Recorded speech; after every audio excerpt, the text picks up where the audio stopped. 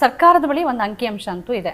Hindu 2024 February ಒಂದು ವರದಿ ಮಾಡುತ್ತೆ. ಅದ್ರ ಪ್ರಕಾರ 46,750 ಕನ್ನಡ ಸರ್ಕಾರಿ ಮತ್ತು ಪ್ರೌಢಶಾಲೆಗಳಿದೆ. ಅದರಲ್ಲಿ ನಮಗೆ ಶಿಕ್ಷಕರ ಕೊರತೆ ಇರೋದು ಸುಮಾರು 53,860 ಮಂಜೂರಾಗಿರೋ ಹುದ್ದೆ ಮತ್ತು ಇರೋದಕ್ಕೆ ನೀವೇನು ದ್ವಿಭಾಷೆ ಅಂತ ಕರಿತಾ ಇದ್ದೀರಿ ಅಂದ್ರೆ ಕನ್ನಡ ಮತ್ತು ಇಂಗ್ಲಿಷ್ ಮಾಧ್ಯಮದಲ್ಲಿ ಇತ್ತೀಚೆಗೆ ತಾವು ಒಂದು ಮನವಿಯನ್ನು ಮಾಡ್ಕೊಂಡ್ರಿ ಶಿಕ್ಷಣ ಮಂತ್ರಿಗಳಿಗೆ. ಅದಿರೋದು 2,268 ಇದೆ. ಈ 2,268 ಶಾಲೆಯಲ್ಲಿ ನಮಗೆ 3,848 ಶಿಕ್ಷಕರ ಕೊರತೆ ಇರುವಾಗ ನಿಮಗೆ ಇಲ್ಲೊಂದು ಉತ್ತಮವಾದ ಗುಣಮಟ್ಟದ ಶಿಕ್ಷಣ ಕೊಡೋದಕ್ಕೆ ಹೇಗೆ ಸಾಧ್ಯ? ಅದಕ್ಕೆ ನಾನು ಹೇಳಿದ್ದು ಈ ಸಮಸ್ಯೆ ಇಡಿಯಾಗಿ ಹೊತ್ತುಕೊಳ್ಳೋದಕ್ಕೆ ಸಾಧ್ಯ ಇಲ್ಲ. ಈಗ ನಾವೊಂದು ಪ್ರಶ್ನೆ ಕೇಳ್ತೇನೆ ನಿಮಗೆ, 55,000 ಟೀಚರ್ಸ್ ಒಂದೇ ದಿವಸ ನಿವೃತ್ತರಾದರೆ, ಬೇರೆ ಬೇರೆ ಕಾಲಘಟ್ಟದಲ್ಲಿ ನಿವೃತ್ತರಾದಾಗ ತುಂಬಿಸಬೇಕಾಗಿತ್ತು. ಈಗ ಮೈಸೂರು ವಿಶ್ವವಿದ್ಯಾಲಯ ಸುಮಾರು 900 ಪೋಸ್ಟ್ ಖಾಲಿದೆ. 900 ಜನ ಒಂದೇ ದಿವಸ ನಿವೃತ್ತರಾದ್ರೆ ಅಲ್ಲ, ಬೇರೆ ಬೇರೆ ಕಾಲಘಟ್ಟದಲ್ಲಿ 10 ಜನ 20 ಜನ ವರ್ಷಕ್ಕೆ ನಿವೃತ್ತರ ಆಗ್ತಾ ಇದ್ದಾಗೆ ತುಂಬಿಸ್ತಾ ಬಂದಿದ್ರೆ ಸಮಸ್ಯೆ ಈಗ ಈ ಹಂತಕ್ಕೆ ಬರ್ತಿರ್ಲಿಲ್ಲ. ಅಲ್ಲ, ನಿಮ್ಗೆ ಶಿಕ್ಷಣ ಮತ್ತು ಆರೋಗ್ಯ ಮಾಫಿಯಾ ಆಗಿದೆ, ಅದೆಲ್ಲರಿಗೂ ಗೊತ್ತಿದೆ. ನಿಮಗೆ ಎಲ್ಲಾ ಪಾರ್ಟಿಗಳಲ್ಲಿ ಎಲ್ಲಾ ಪಕ್ಷಗಳಲ್ಲಿ ರಾಜಕಾರಣಿಗಳೇ ಶಿಕ್ಷಣ ಸಂಸ್ಥೆಗಳನ್ನ ನಡೆಸುವಾಗ ಸರ್ಕಾರಿ ಶಾಲಾ ವ್ಯವಸ್ಥೆ ಗುಣಮಟ್ಟದಿಂದ ಕೂಡಿರ್ಬೇಕು ಅಂತ ಅವರಾದ್ರೂ ಯಾಕೆ ಬಯಸ್ತಾರೆ? ಹಂಗೆ ಬಯಸಿದ್ರೆ ಅವ್ರಿಗಲ್ಲಿ ಬಿಸ್ನೆಸ್ ಹೆಂಗಾಗತ್ತೆ?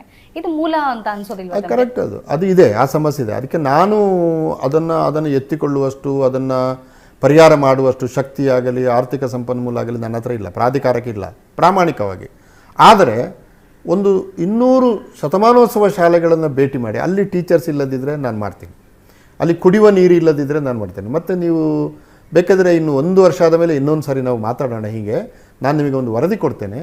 ಆ ಪ್ರತಿ ಶತಮಾನೋತ್ಸವ ಕಂಡ ಶಾಲೆ ಸರ್ಕಾರಿ ಇರ್ಬೋದು ಖಾಸಗಿ ಇರ್ಬೋದು ಅದನ್ನು ಮಾಡೆಲ್ ಶಾಲೆಯಾಗಿ ಕನ್ವರ್ಟ್ ಮಾಡ್ತೇನೆ. ನಾನು ಓದಿದ ಶಾಲೆ ಉದಾಹರಣೆಗೆ ಶಿವಮೊಗ್ಗ ಜಿಲ್ಲೆ ಹೊಸನಗರ ತೀರ್ಥಹಳ್ಳಿ ಹತ್ರ ಬರುತ್ತೆ, ಮಾಸ್ತಿಕಟ್ಟೆ ಅಂತ, 100 ವರ್ಷ ಶತಮಾನ ಕಂಡಿದೆ.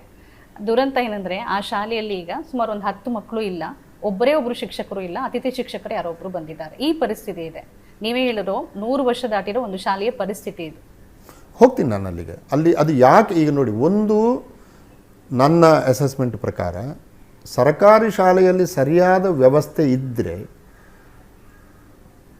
ಶಿಕ್ಷಕರು ಮಕ್ಕಳನ್ನು ಆ ಶಾಲೆಗೆ ಕಳಿಸಲಿಕ್ಕೆ ಹಿಂದೆ ಮುಂದೆ ನೋಡಲ್ಲ. ನೀವು ಅಲ್ಲಿ ಟಾಯ್ಲೆಟ್ ಇಲ್ಲ, ನೀರಿಲ್ಲ, ಕೂತುಕೊಳ್ಳಲಿಕ್ಕೆ ಬೆಂಚು ಇಲ್ಲ, ಸೋರ್ತಾ ಇದೆ ಅಂದರೆ ಯಾವ ಪೇರೆಂಟ್ಸ್ ಶಾಲೆಗೆ ಕಳಿಸ್ತಾರೆ?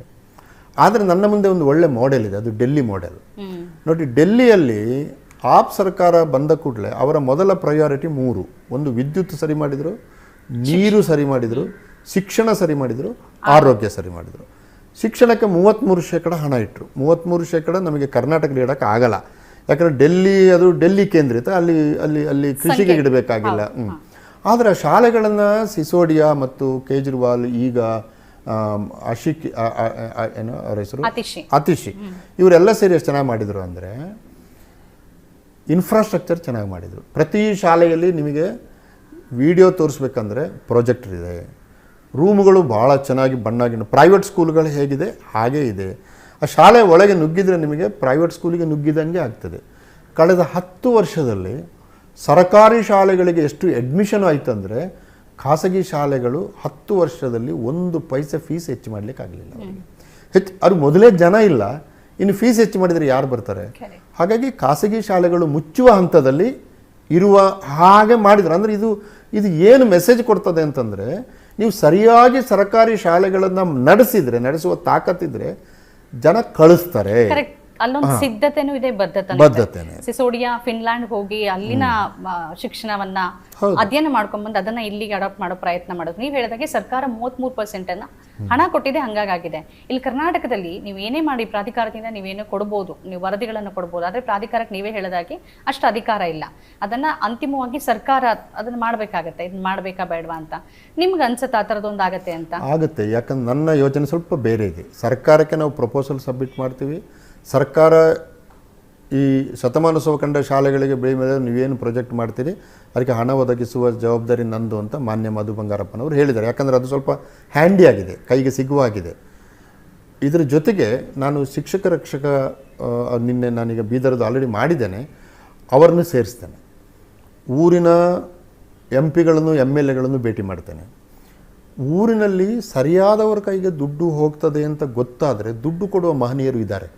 ಈಗ ನಾನು ಡೆಲ್ಲಿಯಲ್ಲಿ ಕರ್ನಾಟಕ ಸಂಘ ಕಟ್ಟುವಾಗ ಪಬ್ಲಿಕ್ಸಿಂದ 3 ಕೋಟಿ ರೂಪಾಯಿ ಕಟ್ಟಿದ್ದೆ, ಸಂಗ್ರಹ ಮಾಡಿದೆ ನಾನು.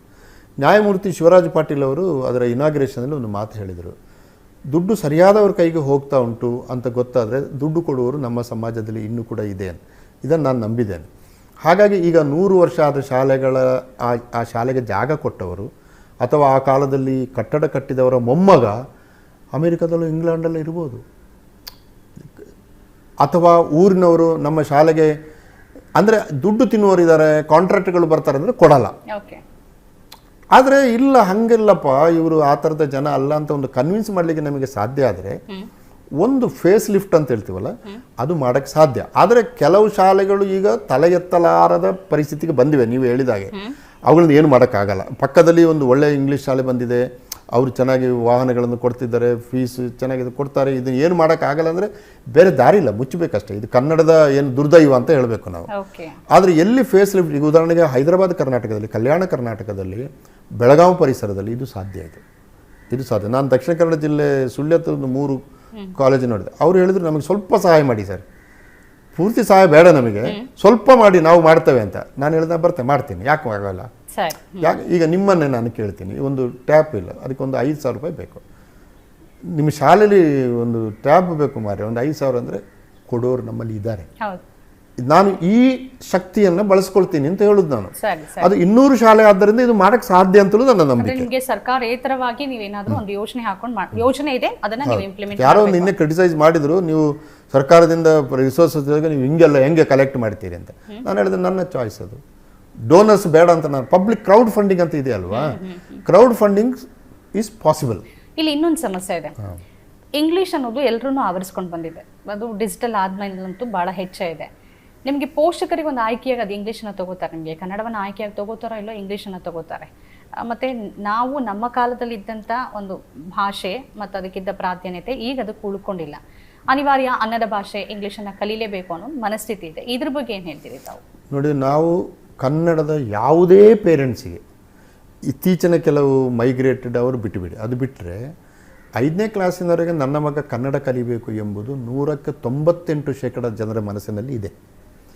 5ನೇ ಕ್ಲಾಸಿನವರೆಗೆ ಕನ್ನಡ ಮಾತೃಭಾಷೆ, ಅಮ್ಮ ಮಾತಾಡ್ತಾರೆ, ಅಪ್ಪ ಮಾತಾಡ್ತಾರೆ, ಅಣ್ಣ ಮಾತಾಡ್ತಾರೆ. ಶಾಲೆಯಲ್ಲಿ ಯಾಕೆ ಮಾತಾಡಬಾರ್ದು ಅಂತ ಹೇಳಿದ್ರೆ, ಹೌದ್ರಿ ಸರ್ ಮಾತಾಡಬೇಕು ಅಂತ ಹೇಳುವವರು 98% ಇದ್ದಾರೆ. ಆದರೆ 1990ರ ಅನಂತರ ನಡೆದ ಒಂದು ಗ್ಲೋಬಲ್ ಬೆಳವಣಿಗೆ ಏನಿದೆ, ಇಲ್ಲಿ ಇಂಗ್ಲೀಷ್ ಅನಿವಾರ್ಯ ಆಗಿದೆ. ಆದ್ದರಿಂದ 5ನೇ ಕ್ಲಾಸಿನವರೆಗೆ ಕನ್ನಡ ತಾಯ್ನುಡಿಯಲ್ಲಿ ಹೇಳಿಕೊಡಿ, ಅಥವಾ ರಾಜ್ಯ ಭಾಷೆ ಅಂತ. ಈಗ ತಾಯ್ನುಡಿ ಎತ್ತಿದರೆ 230 ಭಾಷೆಯಲ್ಲಿ ಹೇಳಿಕೊಡಬೇಕು.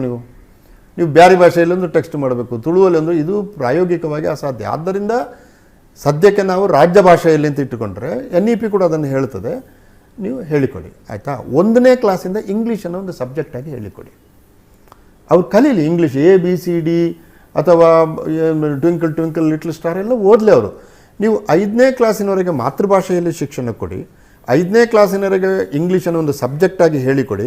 5ನೇ ಕ್ಲಾಸಿಗೆ ಆಗುವಾಗ ನಿಮಗೆ ಬೇಕಂದ್ರೆ ನೀವು ಇಂಗ್ಲಿಷ್ ಮಾಧ್ಯಮಕ್ಕೆ ಶಿಫ್ಟ್ ಆಗಿ. ಆದರೆ ಮಕ್ಕಳಲ್ಲಿ ಸುಮಾರು 2 ರಿಂದ 6 ವರ್ಷ, 5-6 ವರ್ಷಗಳವರೆಗಿನ ಗ್ರಾಸ್ಪಿಂಗ್ ಇದೆಯಲ್ಲ, ಅದು ಬಹಳ ಹೆಚ್ಚಿರುತ್ತೆ. ಒಂದು ಭಾಷೆ ಕಲಿಯುವಿಕೆಗೆ ಮಗುಗೆ ಅದು ಬಹಳ ಇಂಪಾರ್ಟೆಂಟ್ ಅಂತ ಹೇಳ್ತಾರೆ.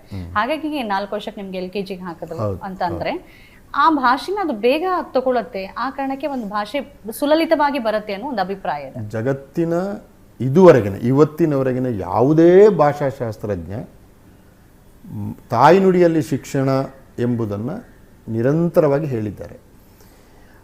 ಆದರೆ ಮಗುವಿನಾಗೆ ಇನ್ನೊಂದು ಭಾಷೆಯ ಕಲಿಕೆಯ ಸಾಮರ್ಥ್ಯ ಇರ್ತದೆ, 2-3 ಭಾಷೆಯನ್ನು ಕೂಡ ಅದು ಕಲಿಬೋದು. ಬಟ್ ಒಂದು ಶಾಲೆ ಅದರ ಮೂಲಭೂತ ಹಂತದಲ್ಲಿ ಮನೆಯ ವಿಸ್ತರಣೆ ಆಗದ ಹೊರತು ಮಗುವಿನ ಸರ್ವಾಂಗೀಣ ಬೆಳವಣಿಗೆ ಅಸಾಧ್ಯ ಎಂಬುದನ್ನು ಆಫ್ರಿಕಾದ, ಅಮೇರಿಕಾದ, ಆಸ್ಟ್ರೇಲಿಯಾದ, ಯುರೋಪಿನ ಇಷ್ಟು ವಿದ್ವಾಂಸರು ಹೇಳಿದ್ದಾರೆ. ಮತ್ತು ಅನೇಕ ಅಂಥ ಶಾಲೆಗಳನ್ನು, ಟ್ರೈಬಲ್ ಶಾಲೆಗಳು ಅಂತ ನಾವು ಹೇಳ್ತೀವಿ ಇಲ್ಲಿ, ಬಟ್ ಅಲ್ಲಿ ಹಿಂದುಳಿದ ಶಾಲೆಗಳನ್ನು ನಾನು ಹೋಗಿ ಭೇಟಿ ಮಾಡಿ ಮಾತೃಭಾಷೆಯಲ್ಲಿ ಹೇಳೋದನ್ನು ನೋಡಿದ್ದೀನಿ. ಯಾಕಂದರೆ ಭಾಷೆಯಲ್ಲಿ ವೊಕ್ಯಾಬ್ಯುಲರಿ ಬಿಲ್ಡಪ್ ಇದೆಯಲ್ಲ, ಪದ ಸಾಮರ್ಥ್ಯದ ಹೆಚ್ಚಳ ಮಗುವಿಗೆ ಭಾಳ ಮುಖ್ಯ. ಅದು